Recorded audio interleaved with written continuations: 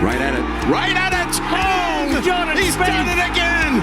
Just as he did at the John Deere for his first win.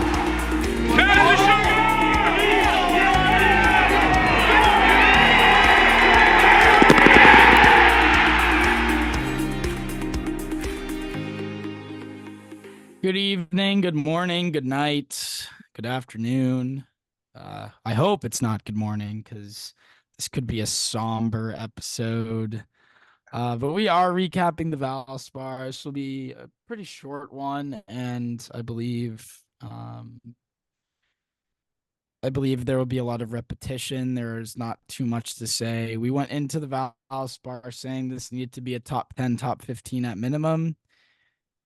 And I mean, this is about as winnable as an event could have gotten for someone like Jordan. I mean, he played probably the worst 2 under par round in the history of the sport on Thursday, and could have done that 2 more times and been like the favorite going into Sunday. So it stinks because he did end up missing the cut on the number, which was actually only 7 or 8 back at the time. But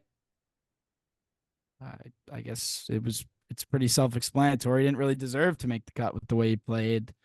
And it is a very alarm-sounding finish. Top players do not miss the cut at events like this. So, yeah, I mean, we're down to 1 week. We're down to 4, maybe 2 rounds of golf until the first tee at Augusta National.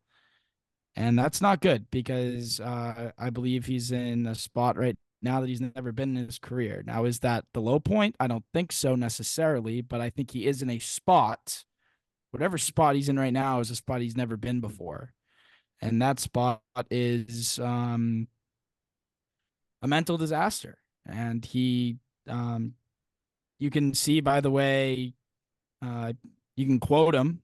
I think it was like the 5th or 6th tee. It was like, I'm bad at golf right now.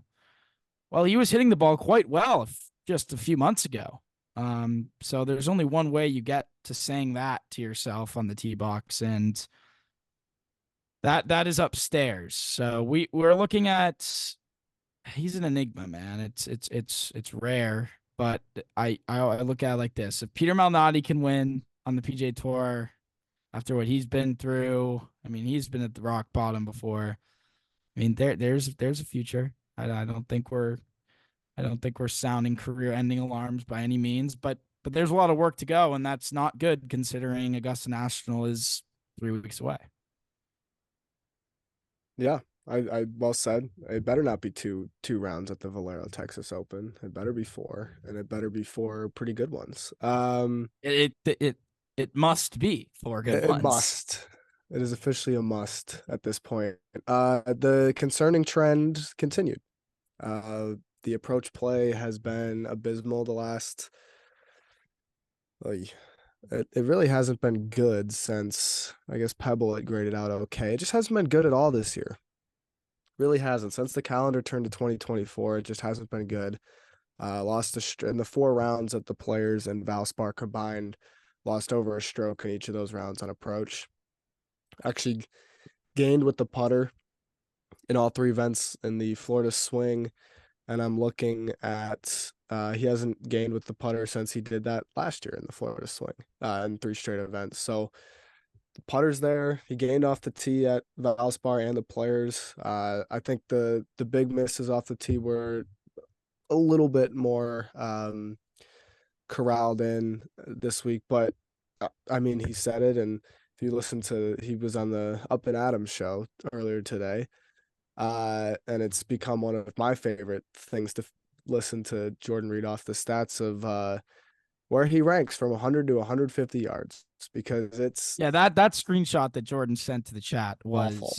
I believe friend of the program, Mr. Schlehuber, did some math straight out of WNE education, so shout out to them. And I believe throughout the season, it's been 4 good shots from 100 to 150 yards this year. Yeah, that's pathetic. I mean, put it politely. Dan, I'm sure you had obviously the definitions are different. I'm sure you've had rounds where you think you've hit 4 good shots from that range in an 18-hole stretch.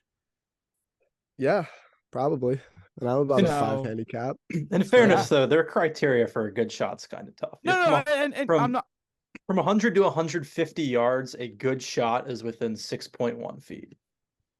Okay. So but he's still, even with that number, he's in the 19th percentile. So he's still way below where he should If be. you gave me even odds right now, I don't remember watching his entire round, but if you gave me even odds right now as to if Scott did that on Sunday, I would not take the no. There is a possibility that Scott had 4 shots from that range inside of 4 feet on Sunday, because I know for a fact one of them went in. So I'm actually curious where Scott is.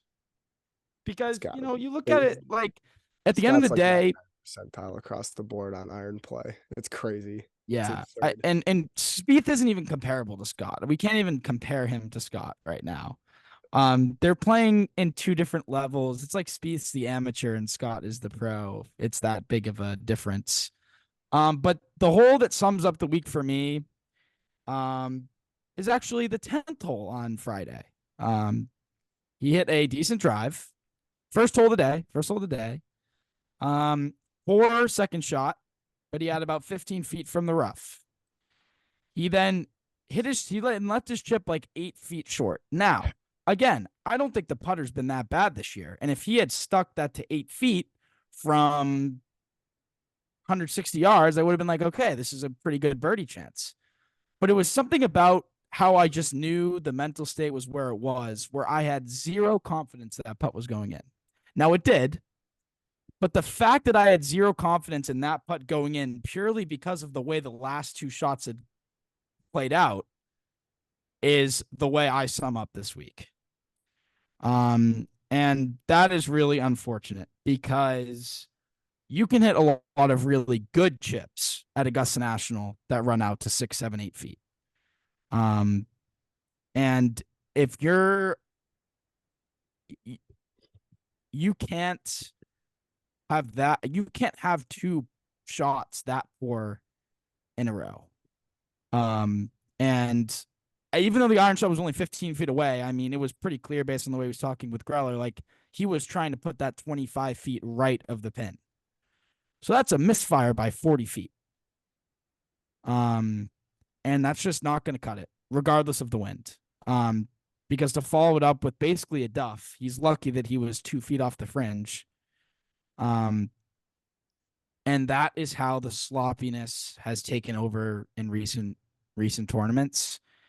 And he, with his game this week, on Thursday and Friday, he easily should have made the cut. Where his game was at is not the reason he missed the cut by any means.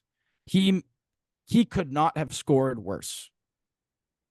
And it was really, really unfortunate to see because it is now dire times going into Augusta because we've seen Spieth come into Augusta with no form and find a swing that he can plot his way around that golf course with. And for the first time, truly, I believe that the swing is a non-factor going into Augusta if he doesn't feel like he's got the game to win. I believe he possibly could be counting himself out before the tee shots even hit on Thursday, which is not a good sign. That's a crazy take. But we'll live with it. Look, I mean, I don't know. Jordan, do you have the 100 to 150 numbers pulled up in front of you? I do. I mean, we didn't add many shots this week because we only played 2 rounds, but I mean, Okay. But I just want to hear, he was what, 3rd percentile in strokes gained last week, and strokes gained, he's 9th percentile. Ooh, moving up. And proximity, he's 16th percentile. So he had a good. He moved up this week. That's crazy. Yeah, I don't really know where there were a lot of bad shot wedges still hit though. I mean, the textbook example is the last hole he played. It's a 325-yard beauty right off the center stripe, as Doug Smith would say. and Louisville. 92-yard wedge, obviously just outside of that 100 range, but basically the same shot. This thing is, to a right flag, is probably eight paces right and 6 paces short. Like 92 yards, middle of the fairway. It's a whatever it is, but whatever club it is, and you're missing, and you've got 30 feet then up the hill. There's no slopes. There's nothing crazy about that green. It's just a horrendous golf shot. And that, kind of continues to sum up the week. It was, I mean, he mentioned it on I don't know, if you haven't watched the interview today with Kay Adams, there's nothing like special about it. The only thing of any note he says is that he's been working on those clubs in the past, I don't know, 5 days or whatever since he missed the cut. But yeah, this week definitely did not give a whole lot of confidence going into Augusta, and now it's truly like I don't feel the chance that he actually wins the Masters, I think, is pretty much seldom to none. That's how. Yeah, because you just look at how many, and I don't know which part of that last statement you thought was a crazy take, and well, I don't think he doesn't think he can't win. I don't think I don't think you're right. I think that probably was worded a little wrong. I think more what I'm getting at is, without thinking it, he is already out of the tournament if he doesn't think. Like he's had, I feel like at this point in his game, he has to have a certain amount of confidence going in to not make the mental mistakes to win a golf tournament. He makes them anyway. And I don't think he's there. Yeah, I mentally sure. I think there's also a lack of. No, I agree. I don't feel that great about him standing over tee balls, even though he's been hitting them good. Yeah, and I think I the best part I feel is like him over a 9-footer. I feel like this could go in. now, But that's usually for par these days. The Yeah. short game feels erratic and all over the place and not elite like it needs to be. And now there's a week of practice and then 4 days at Valero, hopefully, to like sharpen everything up to Yeah. get to the point where it's like, it's hard. He hasn't shown us the ability to just snap and bang, we're at peak levels. Right. He yeah, climbs to his wins. You see them coming over time. true, At true. least I the agree with that. recent ones. And so now it's like, Yeah, and I kind of what you were trying to say is when he's standing on that first tee, barring a Yeah. really good week at Valero, I don't think you should have that much faith in him actually winning the golf tournament. Yeah. And because there's two things points, one positive, one negative, and I'll start with the negative, and that's that Jordan has made tournament ending mistakes at the Masters in recent years that have been brutal. Whether it's that triple bogey on 9 on Thursday a few years ago, or he makes a lot of double pluses that just take him out, they're just killer. And the thing that really hurts him going into the Masters is that's a place where you have to plot yourself around, and Spieth is consistently shooting 2-3 shots worse than he could if he wasn't sloppy. Now, I do think there's a positive going into the Masters that will not be changed whether he misses the cut at the Valero or not, and that's that Jordan always seems to have an elevated and heightened focus for the 4 major championships. And we've seen that throughout his slump, even, where he found a way to get his way around golf courses with not a good swing.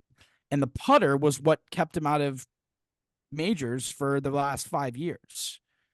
And I do think that the putter, if let's say he does play poorly, I don't want to say misses the cut, because that is doomsday scenario at Valero. But let's say he T30s, but it's still pretty sloppy, and the faith is not much better going into Augusta. The putter could be the great equalizer that week more than others, because you do see Jordan, his focus, and Jordan attests to this a lot as well. You talk about this all the time. He definitely has a little bit of a Brooks Koepka mindset when it comes to the majors, where he focuses on them more than just your regular tour events for sure. So let's say he does and he eliminates those sloppy parts of his game. Maybe the improved putter over the last year is a big difference and he could be in deep contention. Because I don't think the swing is that far off. I don't think it's necessarily the swing completely. It's definitely a problem. I mean, as we said, he's hit 4 good shots, 100 to 150 yards all year. But I think that there is a little bit of a bright side there, given his putter has been better recently, and that has been what's kept him out of majors in recent years. Putter's been better, but I mean, he's just a bad iron and wedge player right now. There's Yeah. really no way around that. I mean, he hasn't even had like one tournament this year that he's been a really good iron and wedge player. And we're how many tournaments in? We are 7. He's 0-7. It's just like it's tough to not be optimistic, but like until he returns to, I guess the ball striking of last year, which was pretty good, all things considered, didn't really make anything. It's just it's a tough time we're in right now. Because like I'm happy to have the putter back, not fully back, but he's putted well this year, but like he just doesn't give himself chances. I mean, if he would just wedge it closer, he doesn't have to be a great iron player throughout the bag, but I mean, he's hitting, as Dan kind of said, 9th hole to close out the week, 325 down the stripe, and the wedge shots to 30 feet. Like you're not giving yourself chances. It's not 19 Bethpage Spieth, because I mean the ball striking there 19 was just a total disaster. He's driving it well, but like he's just not giving himself enough looks at the moment, and it's just tough place to be. Because again, you go to Augusta in a couple weeks, it's just we know like it doesn't work around there what he's dealing with right now. So until he starts to not miss screens from the fairway and wedge it to 15 to 20 feet, not 35, we're not in a great spot right now, and it's not fun. Yeah, and you're right about that, because we're at a spot in his iron and wedge play where he's gonna have like a 2020 Colonial type putting week to contend with the places he's putting his irons. So yeah. Like obviously short game plays around Augusta, and it's probably there's no course on planet Earth that'll that makes sure that the short game is more important, but like you gotta hit greens still. You don't want to be stressed out missing greens constantly. And that's kind of what we're looking at right now. You look at some of the holes at Augusta, 4, 5, 11. I mean, long irons, which have been pretty good this year, but like he's just not going to be able to hit the center of the green enough. And I mean, even Bay Hill, he's at a spot right now where if he keeps wedging and ironing his way around golf courses like this, he could shoot in the mid 80s at the U.S. Open. I mean, he's lucky he's playing courses that aren't too penal right now. Yeah. So we'll see. Dan, you seem like you have something you want to say. Well, I was gonna kind of to the point, and part of it could just be the iron play, leaving it in bad spots. But the short game has not been particularly sharp as of late either. Overall, net negative for the 3 weeks in Florida, and that hasn't happened it happened last year at the Wells Fargo PGA and Charles Schwab, which was when the wrist first came to be a thing. And he mentioned that he hadn't practiced a lot of short game shots just because of the pressure that it puts on your wrist. But other than that, he's always been a positive iron player and a positive around the greens player. And it just has not been sharp enough in those areas recently. I do kind of curious your thoughts on this, because I think the putter's always been an issue in majors.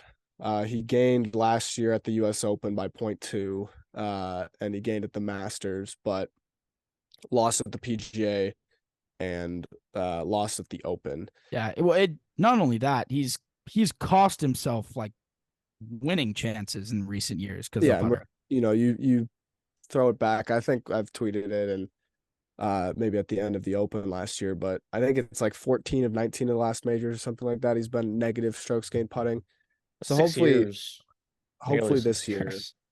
yeah, hopefully this year it starts to flip around a little bit, and there's definitely encouraging signs. Obviously, the Genesis was going well until kind of the illness and everything that happened Friday. And Pebble is the only that one round at Pebble that he played was the only one where only tournament this year where it's been poor.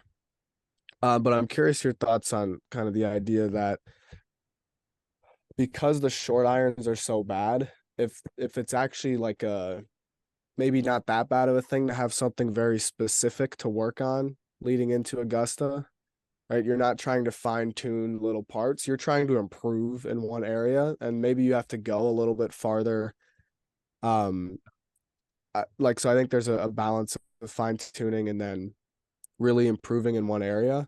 But it's he's always followed this like whack-a-mole trend in the past 3 years. But I'm curious if like you guys think that maybe over the next 2 weeks, really hammering in on a spot that's not good might be somewhat better, or we might see some progress in theory. I don't know, like just a more specific practice plan could actually be beneficial. I wish it was that simple. Then. I mean, do you want me to give you his 150 to 200 numbers? I mean, those probably can't be that good either, but I they can't mean, be as bad as they're not as bad, but he's still losing strokes since January I don't really 1st. know how you get much worse. Like, yeah, I mean, he's not been good there. And again, the driver, I feel decent, but he still got a massive miss in the bag. And we saw that last year on 5 at Augusta where he hit it into the right trees and made double there. So that's definitely still in the bag. Could you send the link in the chat right now, Jordan, to the Data Golf page with Sure. that thing? Thank you. I want to look at that for a second. Yeah, no worries. Perfect. But we haven't real time divulging into Jordan's game. Yeah, we haven't seen iron play this bad in a long time. Like the last time he lost in 3 weeks straight in the the FedEx Cup playoffs last year. Oops. And then the US Open, Scottish Open back to back. And then the Wells Fargo was bad, but that we think who knows what happened there. But this has been not a good stretch, and it's been one of his better, strongest things throughout his career. I'd expect it to turn around at some point. I don't, if it doesn't turn around after 2 missed cuts and a week off, I'm not sure that, not that it won't ever, but it's just like something's a little bit more wrong. And we'll get into it in the Valero preview as well of like what to expect. Lord. But this is some disappointing times, I'd say right now. Just looking at the names that surround him, there's only one name below him that I've even ever heard of, and that's Harris English. Oh my. I guess that's Gary funny because Harris English has played some good golf this year, I think. Like he's got some decent finishes, and he's that bad from 150. He's surrounded by Jimmy Stanger, Joe Highsmith. Oh my Lord. It's a class of player we're with. Yeah. Chad Ramey, Tyler Duncan, Callum Tarrant. Jeez Louise. Yeah, wow. Those guys don't Bob really put it into perspective. Yeah. Those guys don't win the Masters. They don't need, they miss the cuts at the Valspar. That's what they do. Yeah, that's well said. Yeah, Joe Highsmith, I don't even think plays professionally right now. I think he just had a sponsors exemption and played one tournament. Some of these names are rough. Yeah. But at the end of the day, I mean, there's always that battle before I have to go in the second year. There's the battle between what's worse, like not having a good swing or not having a good putting stint. And I think I would, as frustrating as it is, it's easier to fix putter, right? Because putter can also get hot. And you're looking at that, like you really don't see big names. You see big names dip down in putting stats frequently. I mean, Thomas is a name to obviously call out. Oh, Can't Saturday was rough, man. Yeah, I mean, it's not being talked about much. It's sort of been hidden by the establishment, but Justin Thomas Agreed. did shoot 79 while in deep contention this week. Um, but you know what I mean? Like, you really don't see players I mean, Jordan Spieth was the number one golfer in the world. Like, you don't see players of that caliber usually dip down to this level and approach categories this broad. Um, I mean, I guess the closest thing you could say is Rory with wedges, dating back to last year and maybe a few years prior, but even that was not this bad. Well, Rory So had never been yeah, a exactly. wedge player. Exactly. So you're looking at now, how fast can something that dire be fixed? And It's a the good question. unfortunate truth is we have 13 days till Monday at the Masters. So, Better get it in gear. he is a professional golfer. Again, we see cool stories all the time. I mean, look at Malnati. Malnati shot a million at the Waste Management, I'm pretty sure, when I met him. So players of that talent can find a swing on the range. Like, it's not out of the realm of possibility, but he's definitely in a hole that's pretty deep. And I don't think one thing necessarily is going to be the fix of that. So it's gonna it right now you're looking at Spieth's Masters chances is as pretty slim to none. So we really need to hope that he finds something soon. Because it's not looking great right now. And you'd hate to have to go into the Masters thinking let's make a good paycheck. You know what I mean? Like, you don't want that mindset like these Joe Highsmiths, if he's ever even played in a Masters. Don't believe he has. Like some of those guys have. Yeah. So that's really my take. I have to head out, but The goal of the I Masters is to compete with Scotty, not compete with VJ Singh, Mr. Couples, correct. We don't, players you of know, that Weir. caliber. yeah, Mr. Weir, yes, yes, Mr. Olthable, he's playing, Oh, right? what the Mr. Cabrera will not be competing, sadly. Hate to see Oh that. man, Yeah, that's terrible.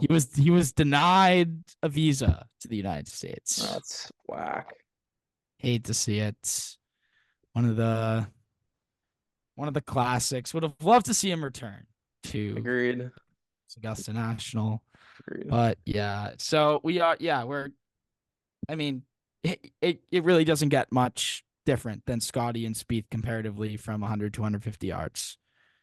I mean, that gap is so, like, you can't even explain how big that gap is. And I don't think it's a stretch to say it's a professional to amateur like gap, because it is that big. But then not even to Spieth's negative point. I mean, Scotty is just that good right now. But I mean, you then look at it like, how does Spieth make up that many shots in the rest of his game to Scotty? And I just don't see it right now. So he's gonna have to do something. And the Valero is the first step. That's really all I got. I'm sure you guys can wrap this up without me, but yeah, that's where I stand. It's I really want to see something go right at the Valero. Nice. I'm not asking for Well a lot said. there. Can't get worse. No. Can't do worse than a missed cut. I mean, the DQ is rough, but Well, yeah, that's It's not, the DQ was like, he was playing so well. It's so sad. it is. Yeah. He hasn't played well since. I no, know. Sorry, I think he DQ'd and took a week off. Most likely. yeah, well, I think he was sick.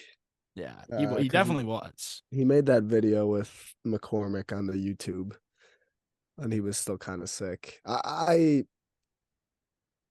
mean, maybe it's just the eternal optimist, but